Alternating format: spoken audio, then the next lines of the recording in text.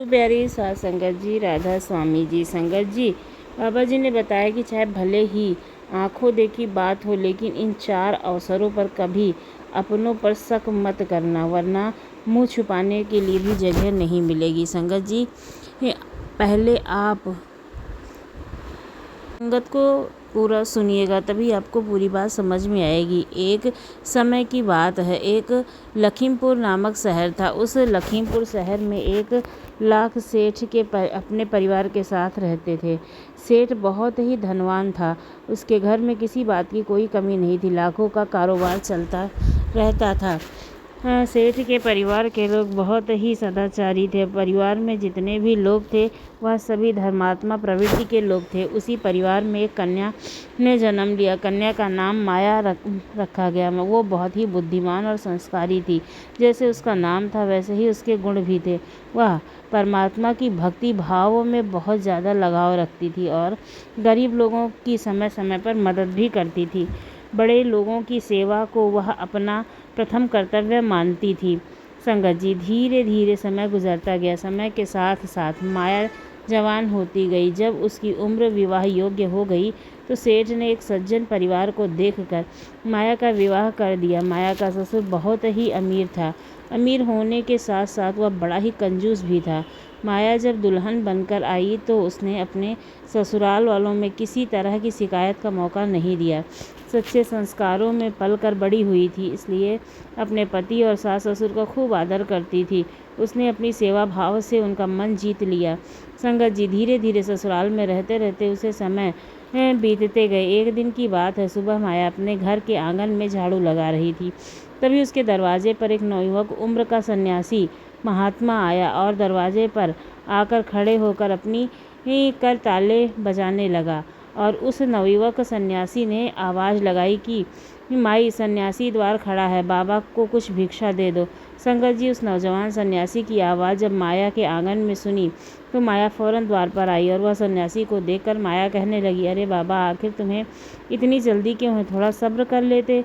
फिर सेठ की बहू ने इतना कहने पर वह सन्यासी बोला, देवी, मुझे डर लग रहा है। सन्यासी का जवाब सुनकर माया हंसने लगी। इधर उस सन्यासी और सेठ की बहू का वार्तालाप हो रहा था। उधर माया का ससुर उस समय घर में मौजूद था। वह सेठ उन दोनों की बातें बड़े गौर से सुन रहा था। जब उस सेठ ने अपनी बहू के मुख से यह बातें सुनी, तो उसे सन्यासी से कही थी, आखिर इतनी जल्दी क्या थी? तो क्या सुनकर कि माया के ससुर के कान खड़े हो गए, क्योंकि वह माया नई नवेली बहू थी और इधर वह सन्यासी नौजवान ही था। उसकी बहू और सन्यासी की बातें सुनकर वह सेठ स्तब्ध रह गया। सोचने लगा, हाँ, ये मैं क्या सुन रहा हूँ? संगत जी, उसे अपने बहू पर संदेह होने लगा। माया का ससुर मन में सोचने लगा कि ऐसा लगता है कि मेरी बहू सन्यासी महात्माओं के साथ कोई चक्कर चला रही है।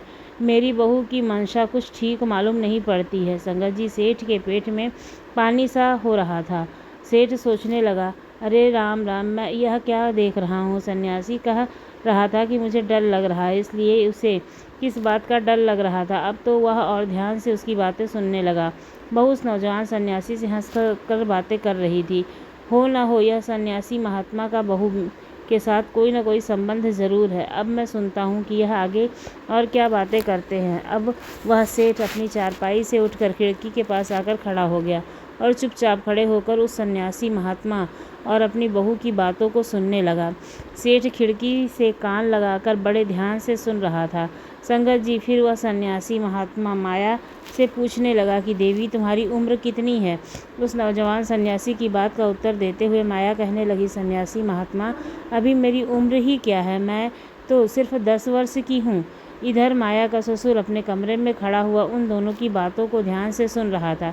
जब उसने सुना कि मेरे बेटे की बहू क्या कह रही है कि मेरी उम्र अभी तो 10 वर्ष की है, इन शब्दों को सुनने के बाद माया के ससुर के दिमाग में झटका सा लगा। आखिर मेरी बहू यह क्या कह रही है?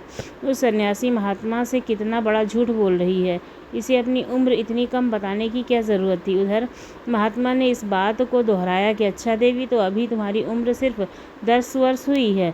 माया हंसकर कहने लगी, जी महाराज, अभी मेरी उम्र मात्र 10 वर्ष की है। इसके बाद सन्यासी फिर पूछने लगा, देवी, तुम्हारी सासू माँ तो होंगी घर पर? माया ने जवाब दिया, हाँ महात्मा, ने पूछा, तो उनकी उम्र क्या है, अर्थात तुम्हारी सासू माँ की उम्र क्या है? सन्यासी महात्मा के पूछने पर माया कहने लगी, महात्मा, मेरी सास की उम्र अभी 8 वर्ष की हुई है।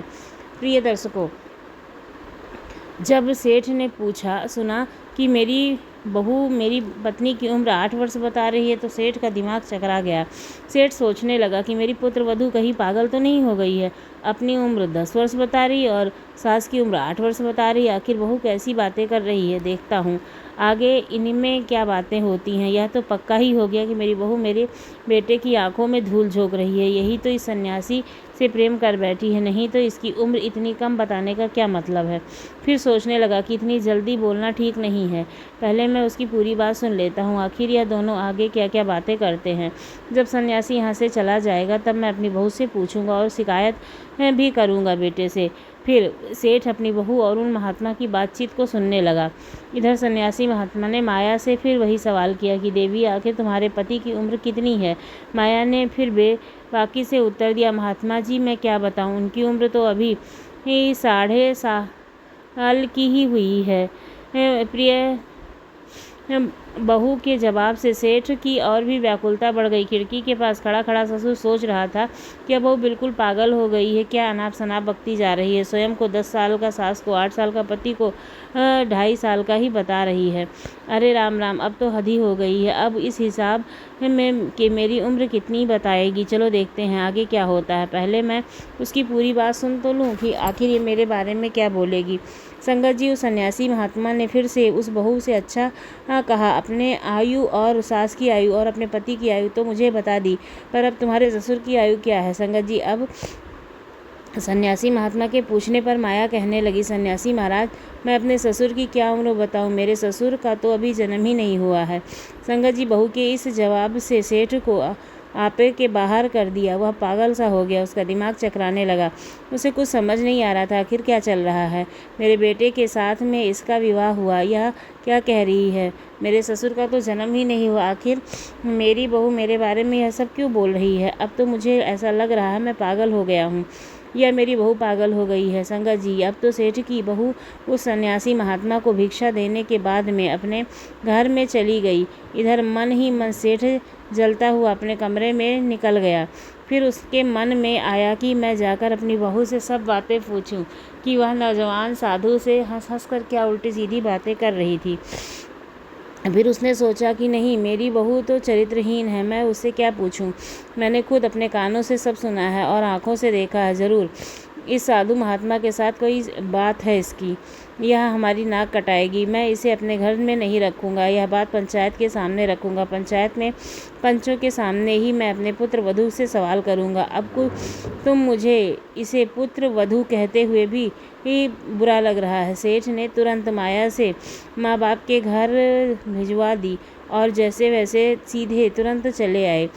संगत जी, ऐसा विचार करने के बाद वह सेठ अपने घर से निकल कर बाहर चला गया और घर से निकलने के बाद से सीधे पंचों की टोली में पहुंच गया। सेठ को आता देखकर पंचों ने पूछा, सेठ जी, आज इधर आने का क्या कारण है? आप तो बहुत परेशान दिख रहे हैं, कोई बात हो गई क्या? पंचों के पूछने पर दुखी होकर सेठ कहने लगा, पंचों, आज मैं किसी को अपना मुख दिखाने लायक नहीं रहा। मेरे बेटे की पत्नी बहुत ही चरित्रहीन निकली, उसके साथ साथ वह इतनी बड़ी झूठी और मक्कार थी कि मैं आपको क्या बताऊं।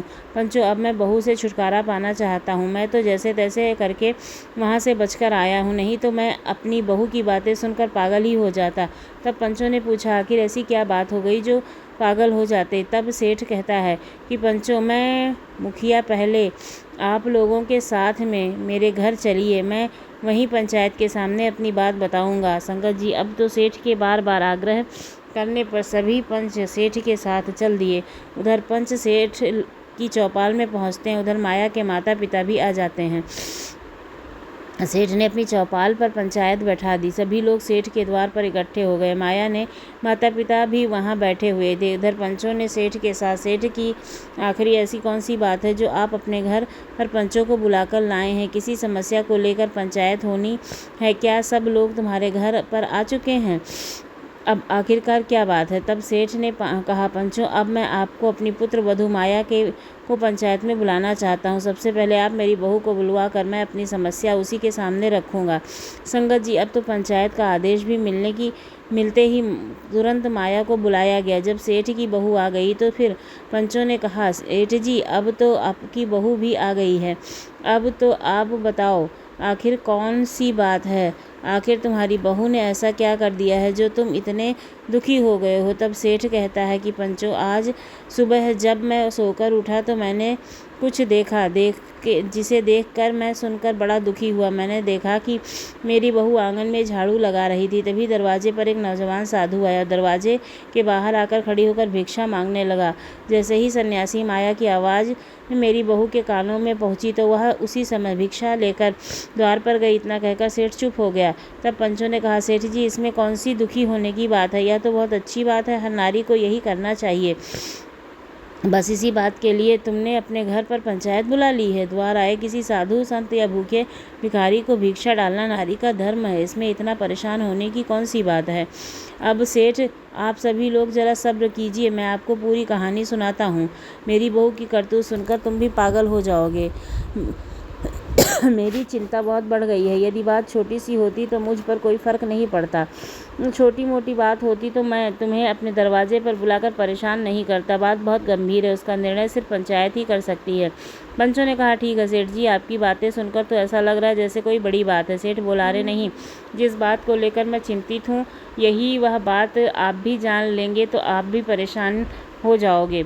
तब पंच मुखिया कहने लगा, सेठ जी, इतनी देर से आप हमें गोल मोल घुमा रहे हैं, साफ साफ क्यों नहीं बताते कि बात क्या है? तब सेठ कहता है, देखो, बात यह है कि मेरे द्वार पर भिक्षा मांगने के लिए एक नवयुवक उम्र का सन्यासी आया था। तो मेरी बहू को चाहिए था कि वह चुपचाप ले जाकर उसे भिक्षा दे देती। उससे बातचीत करने की क्या ज़रूरत थी? और बातचीत भी की तो उसने ऐसी बातचीत की, यदि उस बात को तुम लोग सुनोगे तो तुमको भी लगेगा कि मेरी बहू ठीक नहीं है। फिर आपको पता लग जाएगा कि मैंने यहाँ पंचायत क्यों बुलाई है। यह बात आप मेरी बहू से मुँह से सुनिए। मेरी बहू और उस नौजवान सन्यासी से क्या बातचीत हुई थी? प्रिय संगत जी, जब इतनी बात कही तो उसकी बहू कहने लगी, पिताजी, बताने के लिए मैं भी बता सकती हूँ कि मेरे बीच और उस महात्मा के बीच क्या बात हुई थी, लेकिन पिताजी, घर में पंचायत बुलाई है, इसलिए पहले आपका अधिकार बनता है कि आप ही बताएं। इसके बाद मैं आपको प्रत्येक सवाल का जवाब दूंगी। संगत जी, बहू की बात सुनने के बाद पंचों को भी लगा कि बहू ठीक कह रही है। तब पंचों ने कहा, सेठ जी, आप बात को इधर उधर मत घुमाइए, अपनी समस्या को आप ही बताइए। आपको बहू से क्या परेशानी है? उसने ऐसा क्या कर दिया जो आपको इतनी बेचैनी हो रही है? क्या इसके कोई ऐसा कदम उठा लिया है कि समाज और मर्यादा के विरुद्ध है? यदि उसने ऐसा किया है तो उसे पंचायत की ओर से बड़ा दंड दिया जाएगा, आप निश्चित रहिए। पहले आप पंचायत को पूरी बात तो बताइए। तब सेठ बोला, अरे भाई, ये बात कुछ ऐसी है जिसे बताने से मुझे लज्जा आ रही है। आपको तो पता ही होगा, गांव बहुत ही इज्जतदार सेठ हूँ, इसलिए मुझे तो ऐसा लग रहा है कि मेरी बहू ने मेरी सारी इज्जत मिट्टी में मिला दी है। मेरी सारी इज्जत मेरी बहू सन्यासी महात्मा के से बात करके धूल में मिला दिया। कुछ ऐसी बातें जो ना कहने में आ रही हैं न सुनकर अच्छी लगेंगी। यदि बहू से ही पूछ लीजिए। जब 5 लोगों ने बहू पर, अब तू ही बता दे, आखिर सन्यासी और तेरे बीच में क्या बात हुई? तब माया कहती है, ठीक है पिताजी, यदि आपको बताने में शर्म आ रही तो मैं ही बता देती हूँ।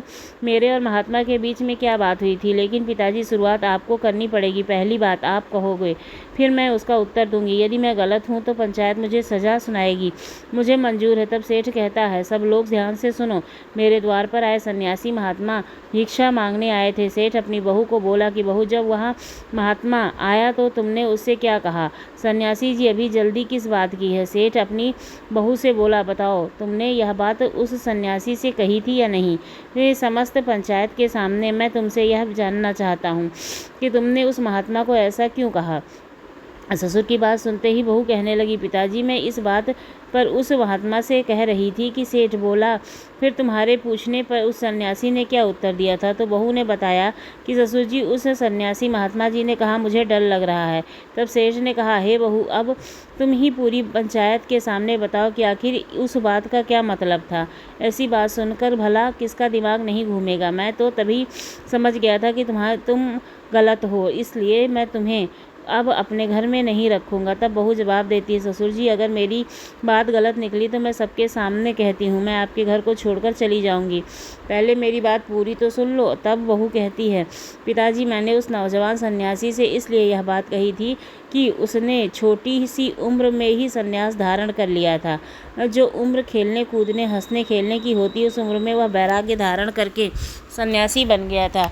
वही बात मैंने उससे पूछी थी कि तुम्हारी तो अभी उम्र पड़ी है, लोग जब बूढ़े हो जाते हैं तब भगवान का भजन करते हैं, लेकिन तुम तो अभी से ही भगवा धारण करके घूम रहे हो। मैंने उससे कहा था कि अभी इतनी जल्दी क्या थी तो तुम महात्मा बन गए, उम्र तो बहुत लंबी है। तब सन्यासी ने मेरी बात का जवाब दिया था कि मुझे डर लग रहा है, इसलिए सन्यासी की बातों का मतलब है मौत का कोई भरोसा नहीं है, कब आ जाए। लोग बुढ़ापे में भजन करने लगते हैं, लेकिन यह तो एक पल का पता नहीं होता है, मौत कब आ जाए और हमें ले जाए। मनुष्य को अपने कल्याण के लिए जितना जल्दी हो सके उसके साथ इस प्रकार देखा जाए तो बुढ़ापे को कोई अवस्था नहीं होती, सबको बूढ़ा ही समझना चाहिए। बुढ़ापा तो मौत से पहले की अवस्था होती है, लेकिन एक छोटे से बच्चे को भी नहीं पता कि मौत कब आएगी। इसका मतलब कि छोटे बच्चे को भी अपना बच्चा ना समझे, इसे बूढ़ा समझना चाहिए। मौत कब आ जाएगी तो वह बूढ़ा जवान और बालक किसी को नहीं देखती है, जब उसे उठा ले जाएगी। तो हमें हर समय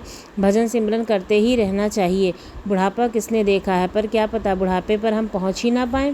तब सन्यासी की कही बात से मौत का डर था, इसलिए उसकी कम उम्र में ही संन्यास धारण कर लिया था। पता नहीं मेरी ज़िंदगी का कब अंत हो जाए, इसलिए वह बचपन में ही संन्यास धारण कर चुका था। इसी सन्यासी महात्मा ने मुझे पूछने पर बताया था कि मुझे बहुत भारी डर लग रहा है। अब बताइए ससुर जी, मैंने सन्यासी से क्या गलत कहा था। संगत जी, बहू की बात सुनकर पूरी पंचायत के लोग बहू की बुद्धि की प्रशंसा करने लगे। इधर सेठ ने भी समझ में आ चुका था कि मेरी बहू की बातों का मतलब बहुत ही साफ सुथरा था और मैं उसे व्यर्थ ही गलत समझ रहा था। ससुर की अभी पूरी बात नहीं हुई थी, मैं आगे की बात का मतलब आपको बताती हूँ, ध्यान से सुनो। बहू ने जवाब दिया, पिताजी उसके बाद उस सन्यासी महात्मा ने मेरी उम्र पूछी थी। मैंने अपनी उम्र 10 आयु बताई थी। बोले, पिताजी क्या यही सही था ना। इस पर सेठ ने तुरंत जवाब दिया, हाँ तुमने यही कहा था, अपनी उम्र 10 साल बताई थी, जबकि तुम्हारी उम्र तो 30 वर्ष की है। सन्यासी महात्मा ने यह झूठ क्यों बोला। तुम्हारा झूठ बोलने के लिए पीछे मुझे तुम्हारी नीयत साफ नहीं लगी। तब वह कहने लगी, ससुर जी थोड़ा सब्र कीजिए, मैं वह भी बताती हूँ। मैंने उससे ऐसा क्यों कहा, अपनी उम्र उसे 10 साल क्यों बताई। अपनी उम्र 10 वर्ष बताने का कारण था, पिताजी वैसे तो 30 वर्ष की हो चुकी हूँ, लेकिन मैं इस आयु को नहीं मानती हूँ, सिर्फ 10 वर्ष ही मानती हूँ, क्योंकि 10 वर्ष पहले एक संत से मुझे गुरु दीक्षा ली थी। 10 वर्ष पहले मुझे भगवान की भक्ति का आनंद प्राप्त हुआ था, उनकी कथा कीर्तन में मेरा मन लगा था। जब मैं भगवान से जुड़ गई, मुझे पहचान गई, जिनका समय मेरा भगवान की भक्ति में बीता, उतनी ही उम्र मेरी सार्थक हुई, बाकी जीवन तो मेरा व्यर्थ चला गया। संसार में मनुष्य चाहे कितना भी हो, लेकिन कितनी भी उम्र का हो, सफलता तभी मिलती है जब वह नामदान लेता है, तभी वह उसका जीवन शुरू होता है। 10 वर्ष से सत्संग से जुड़ी हूँ, इसलिए मैंने अपनी आयु उन संत को 10 वर्ष ही बताई थी। अब आप बताइए, मैंने उनसे गलत क्या कहा था। सेठ निरुत्तर हो गया। अब जवाब नहीं था उसके पास। पंचायत के लोग माया का जवाब सुनकर वाह वाह करने लगे। धन्य हो पुत्री, वाकई में तुम बहुत समझदार हो। तब सेठ कहने लगा, बहू तुमने अपनी आयु 10 वर्ष बताई और अपनी सास की आयु 8 वर्ष बताई थी। तुम्हारी सास तो 60 साल की हो चुकी, इसका मतलब। तब बहू कहने लगी, ससुर जी अब आप मेरी बात बड़े ध्यान से सुने। सन्यासी के पूछने पर मैंने ऐसा क्यों कहा। ससुर जी, जब मैं अपने मायके से आई तब उस समय घर में ना तो पूजा होती थी, ना कथा होती थी, ना सत्संग होता था, लेकिन मेरे कहने पर सासू माँ उस दिन से सत्संग में जाने लगी, भगवान का भजन करने लगी, भगवान को मानने लगी। उन्हें भजन कीर्तन करते हुए, सत्संग को सुनते हुए, परमात्मा की पूजा पाठ करते हुए 8 साल का समय हो गया। इसलिए सन्यासी महात्मा के पूछने पर मैंने उनकी उम्र 8 वर्ष बताई। बताओ पिताजी, मैंने क्या गलत कहा। पति की आयु 7.5 साल क्यों बताई। हमारी उम्र माँ के घुटने का इलाज हुआ था और उस समय उसने चला नहीं जा रहा था, तभी पति जी मुझे और सासू माँ को मंदिर लेकर जाते थे। इसी बहाने से उन्हें परमात्मा के दर्शन हो जाते थे। धीरे धीरे उनकी रुचि परमात्मा की भक्ति में बढ़ गई, इसलिए ऐसा समझ लो कि मेरे पति का भी उसी दिन से जन्म हुआ था। इस वजह से सन्यासी महात्मा ने उनकी उम्र 2.5 साल बताई थी। और फिर ससुर जी आपकी उम्र मैंने कुछ भी नहीं बताई थी, शुरू भी नहीं हुआ, क्योंकि आप भागवत कथा में बिल्कुल भाग ही नहीं लेते हैं, इसलिए आपकी उम्र कुछ भी नहीं के बराबर है। संगत जी, अपनी पुत्र वधू के मुख से इन बातों को सुनकर सेठ बड़ा शर्मिंदा हुआ।